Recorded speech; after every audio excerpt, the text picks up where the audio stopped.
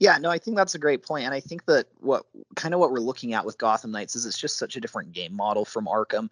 And I think that's what's really been kind of the blessing and the curse of this game. And I think that it's why they've had such a hard time selling people on it, is that it's not really what people expected for the next big Batman game. And there's a lot that I think is really awesome about it. But again, like when you're introducing multiplayer, that does change the level design. And when you are introducing, like, oh, you can play as four characters who all traverse differently, who all fight differently, then yeah, the combat and traversal are going to look very different for, in terms of that. And you might lose some of the refinement that came with getting to just have that luxury of only having to design it around one character. So I think it kind of just comes down to, like, you can't really put everything into a single game, and this is just trying to hit different marks than the Arkham games. Now the thing is, like, in many ways it feels like a direct response to Arkham Knight, because a lot of the criticisms of that game have been addressed here. Like, you still have the vehicular transportation, but there's no tank mode, and like there's boss battles again, and you get to play as the Bat family, and free roam as them. So it in a lot of ways it feels like it's taking a lot of those fan requests and putting them into a game.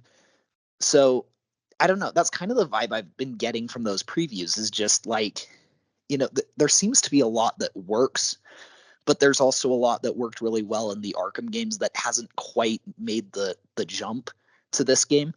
And so I think that there are mechanics that will be missed, but then I also think that there's going to be a lot that people are really excited about. On top of that, here's one thing that I think that this game appears to do better than Arkham, and that is actually narrative, character-driven moments and cutscenes. And if you look at Asylum, City, and Night, and Origins to some extent, although Origins made a lot of leaps in this area, there's not as much character development as you would otherwise think. The Bat family is not in the game very much in the case of Asylum and City.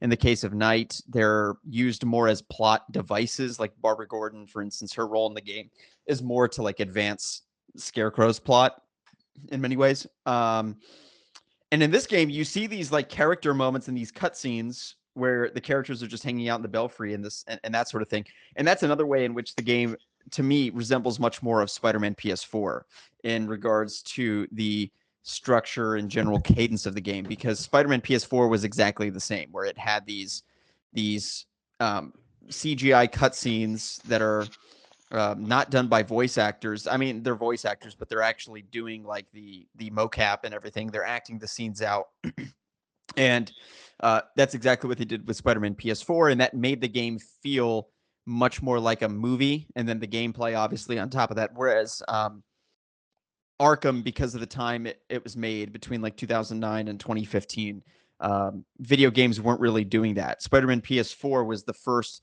superhero video game to kind of have cutscenes that looked closer to a Last of Us type of game experience than again a Batman Arkham sort of cutscene experience. And again, Arkham Knight is they did a really good job with making the cutscenes very like photorealistic, and it just wasn't quite there yet compared to what Last of Us 2 and Spider-Man PS4 and Miles Morales ended up doing a couple of years later. And in this game, they're pulling more from the more recent game dev model of having these hyper realistic mocap acted out cutscenes, and I'm really excited for that, because that is one of my chief critiques of the Arkham games, is that you don't get that many character moments. In other words, like in most of the games, there isn't really a character arc for Batman. He's perfect at the start of the game and he's perfect at the end of it. Like, he's morally infallible, and it's just kind of a perfect character,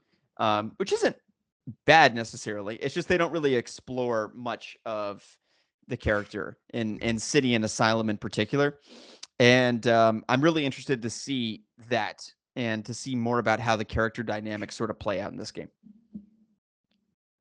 While I agree to an extent, um, I would think it would do a lot better if the cutscenes didn't look like they were from NBA 2K14.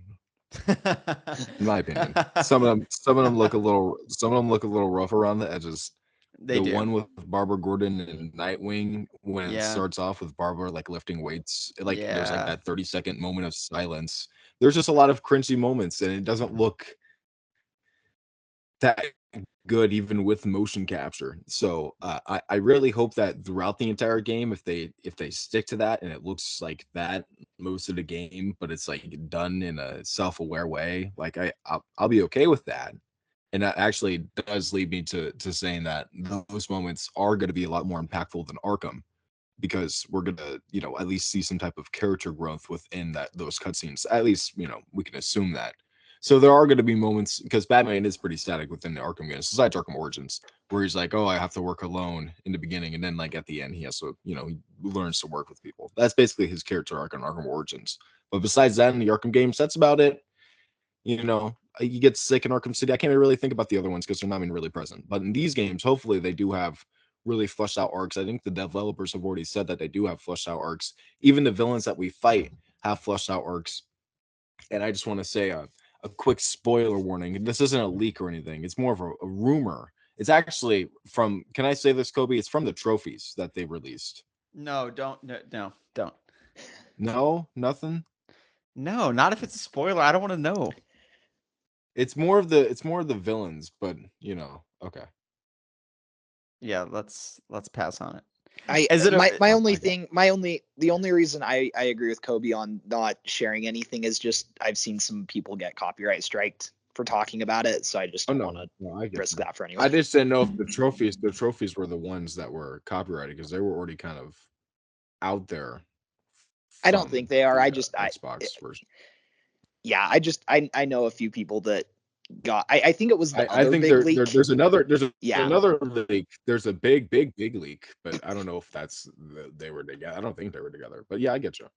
Yeah. But the villains have been like known to be low key lackluster from the trophies. Is all I'm gonna say. I'm not saying that the leaks are showing like the villains, but from what we know about the villains, it seems like it's gonna be it's not a bad thing. But the villains also have arcs, and I think those arcs are gonna be very long, like longer than we expect throughout the game.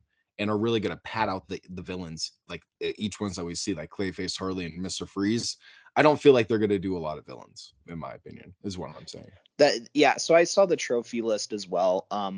And I like again not going into what it actually pertained to, but I'm not sure if like it's a complete trophy list or if it's just I'm not sure, but I'd have to agree It with you. seems easy. It seems super small. I was like kind of surprised because like basically it has the villains that we've seen in the trailers, and then it had like kind of hints at like two or three more, but then that was kind of it.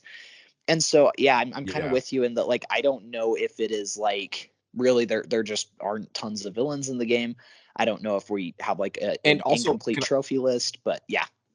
there's another thing, is that the game is only 43 gigabytes long, or 40 big gigabytes in, like, file size. So it, like, Kobe, in your experience, is that like a really expansive game, or does that seem like something that's a little bit shorter? It seems like shorter. I mean, shit. When I play Call of Duty these days, is 100 gigabytes, and that there's nothing to that game in terms of like God of substance. War So and God of War PlayStation 4 is 90, and that's supposed to be yeah, a 60-hour Yeah. game. but I I think a just lot of it has to do with the graphic fidelity as it pertains to the being extremely photorealistic. Although I'm not an expert in this area, I shouldn't be saying this, but like I think of a game like The Last of Us, and it's like, yeah, it makes sense that that game is like 100 gigs because it's just like so big and everything is so pristine in terms of the graphics. Whereas this game is not in any way like gonna win best graphics of the year or anything like that. Obviously, I'm just going to be disappointed because they've kept Yeah. like if it's really short because they've kept saying you can't beat this in a weekend. Like it takes forever to beat. So like I'm going to be mad if I pop this in and I'm done in like 8 hours, like with Arkham Asylum. I'm like, that was it. Okay. I would agree. I would agree. Yeah. And also just I because think the they game padded took it out five with and a half a years lot to of develop. side missions. Mm-hmm. Yeah, because the game took 5.5 Mhm. years to develop too. I do kind of expect like a 30-hour game, TBH. Yeah. So Kobe, I've heard it's only 15 to 20 hours. really? Even that would be better than like 8. Yeah.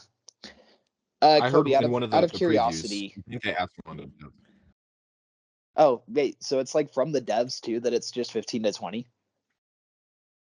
I swear I heard that in one of the previews. Like one of the guys that were playing, they're like, I asked the devs, or he was like, this game is supposed to only be 10 to 15 hours or 15 to 20 hours long. I'm like, oh, I wonder if okay. that Well, I I mean, he's wonder the if one that that played it. includes the I wonder if That that might just be includes like main side story. yeah, because that would be like Because they Spider-Man played like. the whole, yeah, but I mean, they played the whole Harley Quinn side mission in the preview. They did? So I mean, I thought they yeah, said they that's had to what they jump finished that ahead. shit. I thought they said they had to jump, like they I think started maybe it and maybe they then didn't do the middle part. Yeah, they yeah. did the beginning and then they finished it with the end, but I mean, they still Hmm. like finished the side mission. So like, is that middle part just super like fast too, or Well, just think about it what's this way really because missing? it's well, yeah. I from what I remember from the previews, they said that they started at the beginning of the Harley Quinn mission and then had to jump to a save that was like further in the game.